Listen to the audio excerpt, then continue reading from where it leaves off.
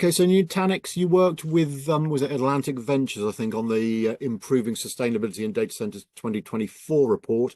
I suppose a good place to start would just be a little bit of background, where did the idea come? Is it the latest in a series of them, or is it the first time you've done it? Just, the background to it.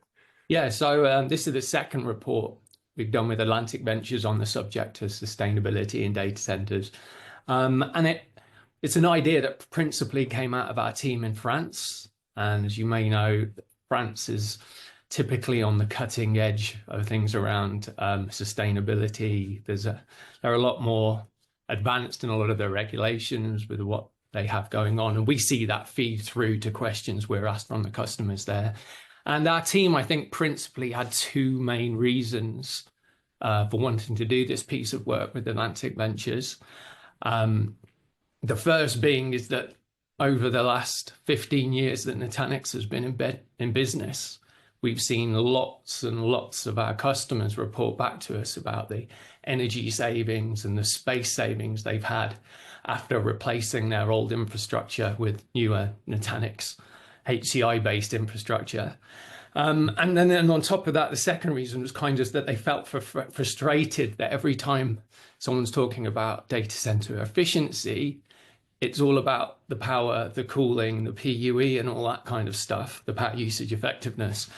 And they didn't really look at the core platform, the whole reason the data center exists, to support the compute and storage and networking that's in there.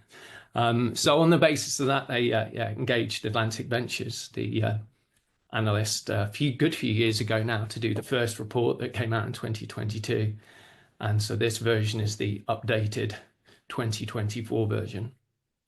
Okay, and as you've, I think, alluded to there, it basically looks at, well, it looks at a lot of things, but the impact, one of the main things is the impact of the hybrid cloud and hyperconverged infrastructure, HCI, on the data center in terms of the sustainability angle and also, I guess, cost savings operations. So just be good to, I guess, give us an overview of that, the connection, if you like, between those technologies and the benefits they bring, if you like. Yeah, and I think it reflects the way the market's moving and the way other analysts see us. In fact, Gartner's retired the HCI quadrant, Magic Quadrant, since the last report was done, and they've now moved on to a distributed hybrid infrastructure Magic Quadrant.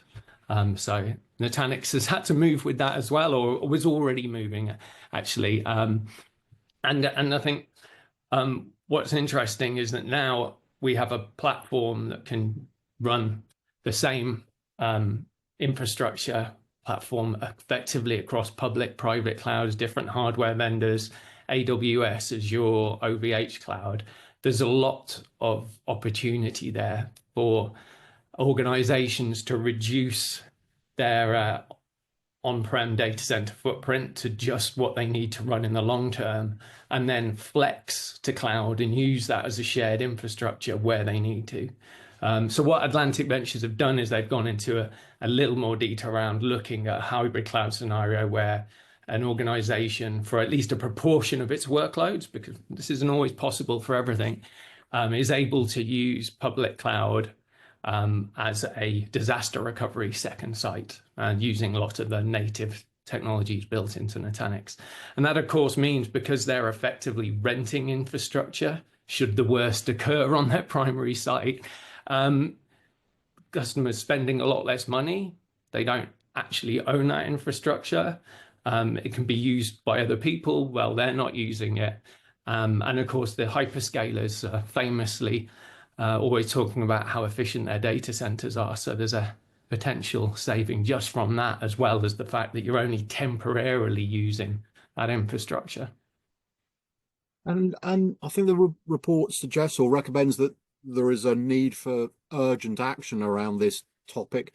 I guess it'd be good to understand whether it's the report or yourself, your view on where we are now, if you like, where folks are, and what needs to be done to get people moving in the right direction. Yeah, and I think the urgency, from a personal point of view, it comes from climate scientists and the ever amount of extreme weather events we're seeing. I've got colleagues in Florida on my team who've had a heck of a time Yes. last month.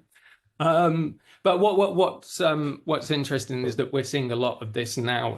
What's been a nice to have in the past really start to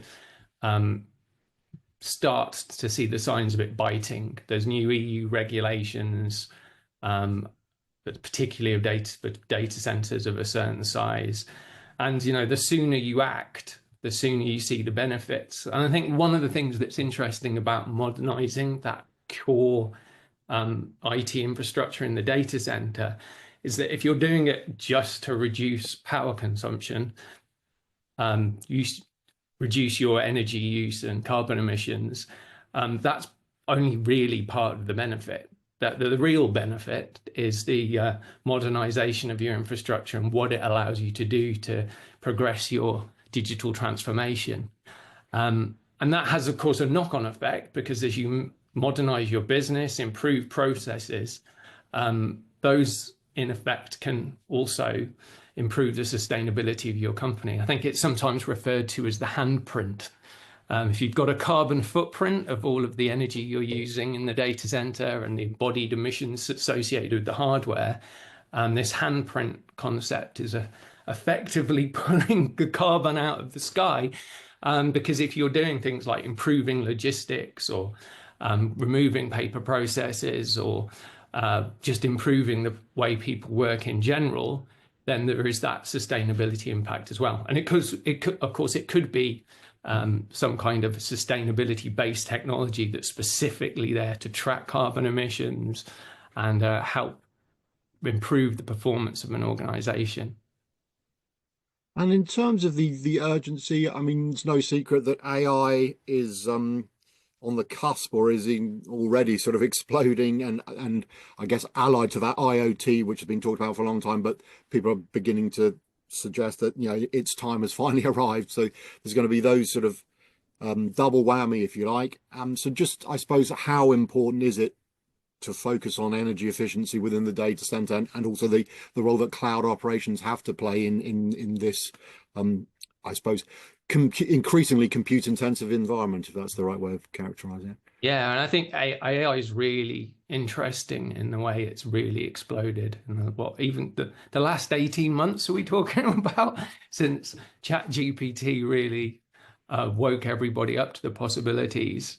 And I think there's a lot of responsibility comes with the AI side of things, not just on the compute and the energy use side of things and the consumption of resources, but of course on the ethical side, on the security side. But it reminds me a little bit of Bitcoin mining in a way, with everybody rushing out to go and procure new hardware for their new AI projects and get to work on whatever idea they've got. But I guess my concern is that not all of these projects are going to be successful. And even Gartner, I think, has got an article somewhere saying that they expect 30% of AI projects to fail. And if you're consuming resources from a monetary point of view to make those projects run, you also should think about what's happening sustainability wise. Like, you're buying a load of hardware, you're consuming a lot of energy. You're really sure that there's a benefit for society at large, as well as being able to sell your product or fulfill your idea. So it's quite an interesting point. And I think a lot of organizations in the next year are going to, where they've been successful, are then going to look at their carbon emissions reporting, and they're going to find out that they might not have really hit the targets that they might have expected to. And that might be the same, of course, for IoT. IoT, of course, generates a lot of data, has a lot of devices out as endpoints. I mean, I don't think it's going to hit in the same way as AI will. But I've recently installed Home Assistant, the home IoT device management system, if that's the right thing to call it. And I didn't realize how many endpoints I've got kicking around my house. And I bet that's only just got started. So yeah, the IoT could generate a lot of data and of course have a big footprint as well. So in terms of some of the specifics on the report, there was some quite headline grabbing, and I'm not sure I can remember this, but in terms of the potential energy savings, I think there was some big numbers, and also the suggestion that over sort of not just locally but regionally or globally, that the numbers are potentially quite huge. So yeah, Yeah, and of course it depends a lot on which region that you're operating in. And I think one of the first things that's important to understand is the concept of carbon intensity in an energy grid and how much it can fluctuate between different countries. Even the difference between, say, Poland and France can be up to 30 times. So the same data center running the same workload in France could be 30 times less in terms of its carbon emissions just from energy because of the energy grid. And I guess that goes back to the education piece, is something that I would promote as probably the most important thing for people to worry about at the moment. But yeah, the report has comes up with a figure based on their models of a 27.6 reduction if you can change your data center architecture from what we call legacy 3-tier. So that's old, separate storage, compute, networking as separate devices. They're then hooked up often over something called a fiber channel SAN in the data center. And replacing that with a HCI like model where everything is just done in commodity hardware, all the intelligence is built in software, and there's a lot of automation. They modeled out to see this 27-ish% reduction and a new for new comparison. And so I think that's another important point to bear in mind, especially as we see a lot of sustainability claims from different vendors or cloud providers.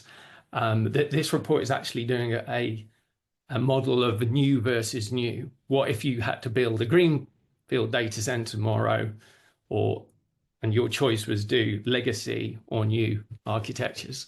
What we've seen when we talk to customers, of course, is when we've been replacing their legacy infrastructure, is that on top of that, they're replacing infrastructure that's usually at least 3 years old, often 5 years old.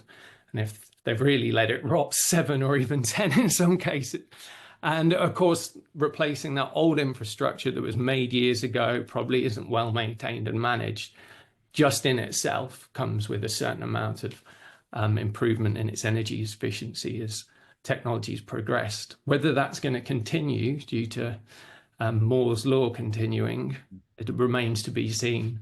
But yeah, the report itself was new versus new. So I guess the idea is that if people change their mindset and look at the data center infrastructure platform architecture and put aside the old way of thinking and embrace the newer technologies like HCI, then there's significant improvements can be made.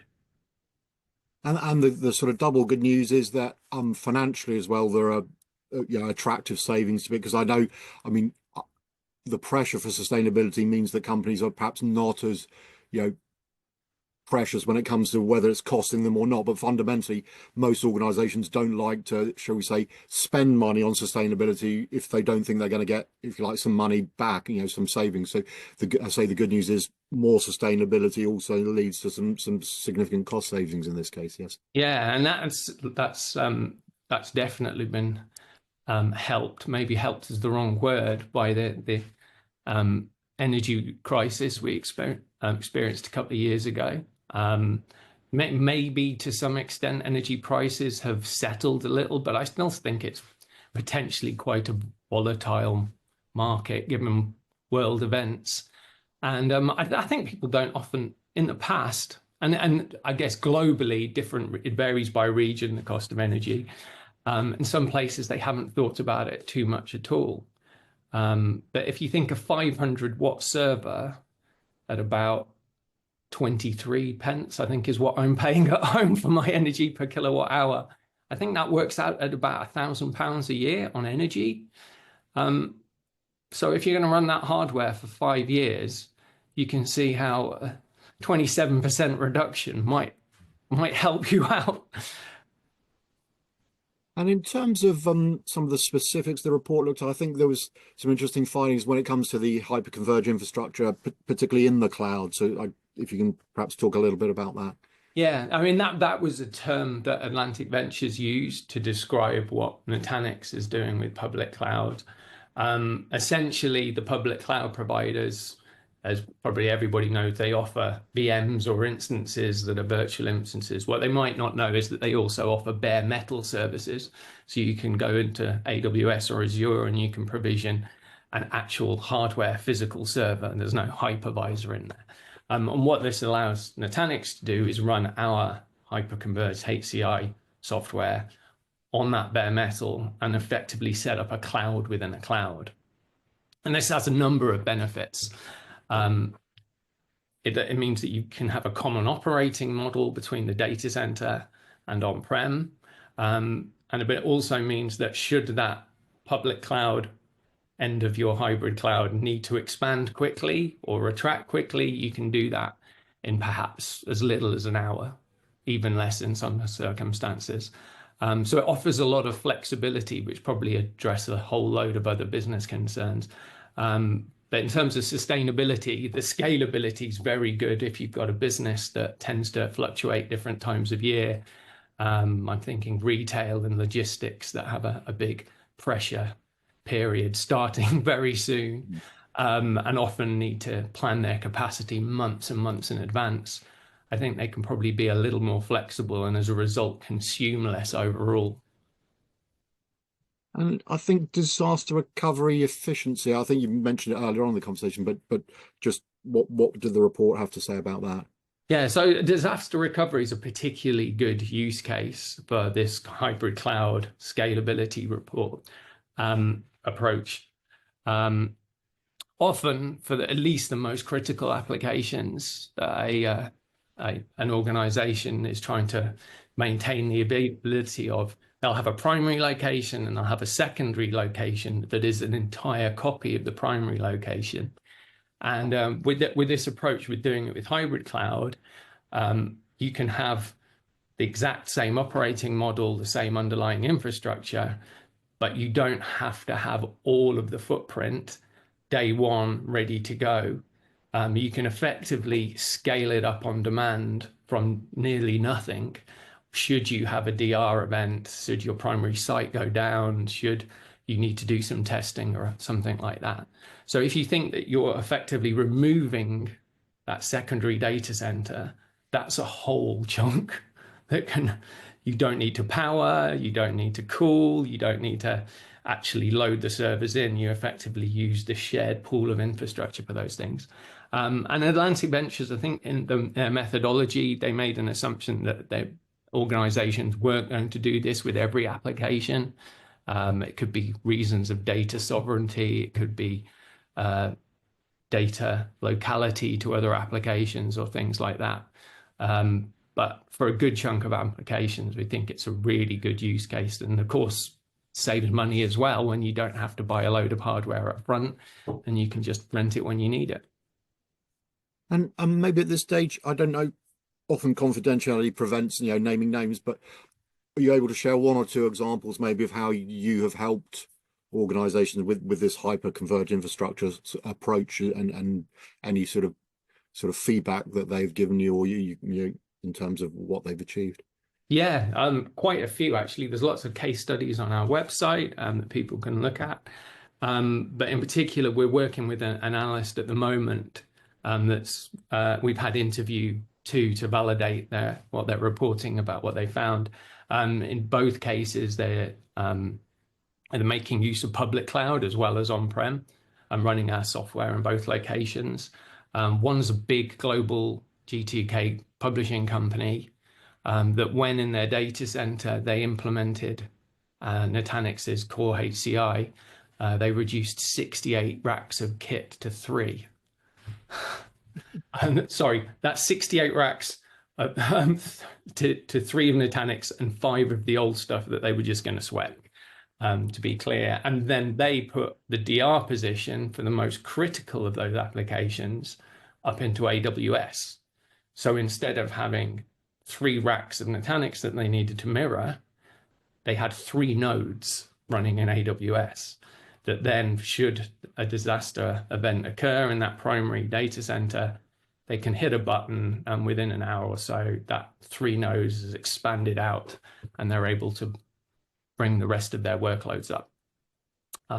So yeah, they've done quite an incredible thing there. And of course, as I said earlier, it depends on the age of their existing kit and how well maintained and managed it was, but that's a pretty incredible reduction going from 68 to 8 racks. And then there's another good example is a UK regional government body, Scottish Forestry and Land. They have actually had an interesting journey over the years because they were a good few years ago, they moved from legacy infrastructure onto Nutanix, and then they took a strategic approach within their organization to move to Microsoft Azure, and Nutanix was able to help support that because we can run our software on the bare metal nodes available in Azure. So they've then gone through that journey, and being a sort of land and forest green, if you might say, organization, they've done really well tracking those kind of metrics as they make that journey. And so the analyst was really, really almost thrilled, I think might be the word, about the work they've done there. So yeah, we're looking to that report to come out. But yeah, there's many of these case studies that mention people's space savings as well as energy savings available on the Nutanix website. And maybe just finally a sort of 2-part question, I guess. So first of all, what sort of needs to happen for organizations to get switched on to hyperconverged infrastructure? And I suppose, put it the other way, what advice would you give to organizations that are aware that, if you like, their existing environment is far from perfect, and therefore what do they need to look at or look to do to start realizing some of the benefits that particularly you just outlined there? Yeah, well, to answer the second part first, if we're specifically talking about sustainability benefits, I still think there's a big education piece that needs to happen. And I've been in my current role working largely on sustainability for the last 2 years, and I did not know what I didn't know. There are a lot of unknowns to me. And had I come across the Green Software Foundation, Green Software Practitioner training at the start of that, I'd have had a much more accelerated journey. The Green Software Foundation sounds like it's targeted at developers, but I would really encourage any IT professional, project manager, salesperson, infrastructure manager to go take a look at that course. It only takes about an hour and a half. I think it's very valuable and helps you level set so that you can properly understand some of the issues that we've only really touched on today. And then, of course, armed with that information, you might consider it as one of your focused requirements for a new infrastructure platform. And I think it's really important to understand how the Nutanix cloud platform, as we call it now, with its core HCI infrastructure, has progressed and evolved over the years. When we started out, it was a sort of appliance-based model. There was only specific hardware that you could run it with. And over the years, it's developed in terms of performance, in terms of scalability, and of course, the flexibility being able to run on public cloud now mean that there's virtually no application that it can't gobble up and take care of and run in a much more efficient way, we hope. Okay, it's been brilliant to chat. We covered a lot of ground, and you give some fantastic insights into sustainability, hyperconverged infrastructure. So Matt, really appreciate the time you've given me. Thank you very much. Thanks. Cheers, Matt. Thanks.